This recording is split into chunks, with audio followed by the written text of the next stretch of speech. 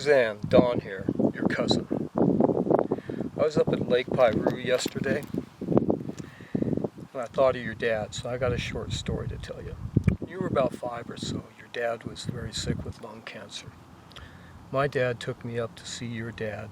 I believe he was the manager of the Wagon Wheel restaurant or something like that. Anyway, my dad said, "Bob, is there anything I can do for you?"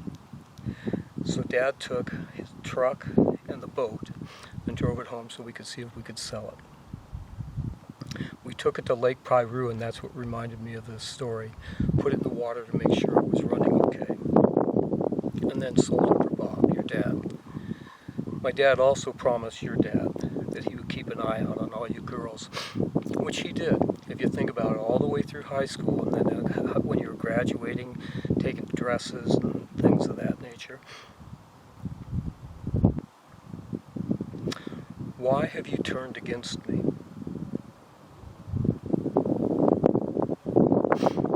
You know, you're so wrong because you're so misled and misaligned, but it's not that you really turned against me, you turned against my mom. She's being warehoused.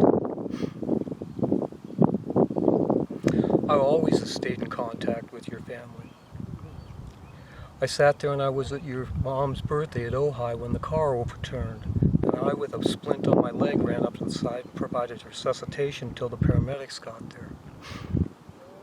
I was there at the hospital when your mom died that night. Asked her if she wanted me to pray. Your mom was so afraid of dying, she said no. So I sat out in the corridor and I prayed anyway and held her hand. I was at your wedding. We saw each other occasionally.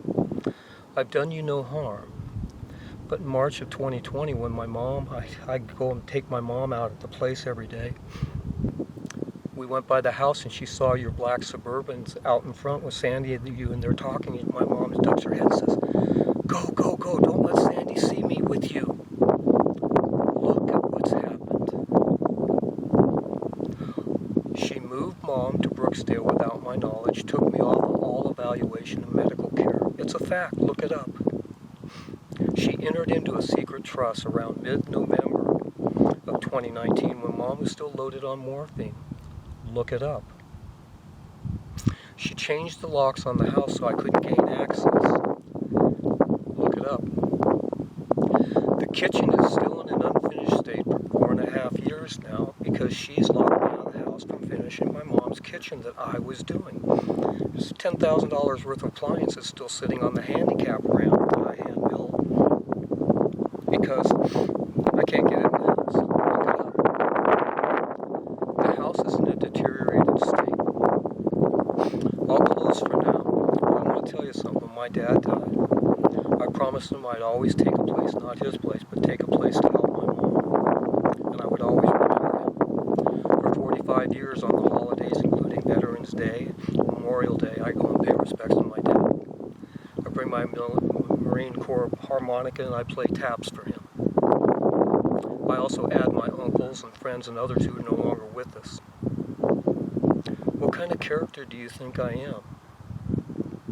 Whenever anyone in their family needed help, I was there for them. It's part of my DNA that my dad ingrained in me. I don't know what's happened to Sandra's moral code, but there is none. Mom hasn't even had a home-cooked meal other than what I prepare and bring over to her in over 4.5 years, because the kitchen is still incomplete. I'm telling you this because I need you to switch your alliance. Not with me, not with Sandra, but for my mom, because every day should be filled with joy. And look at how she's being warehoused and kept from me. I can't even call. I call multiple times a day and doesn't answer. So take a look at your conscience. We'll deal with it that way. Love you, cuz.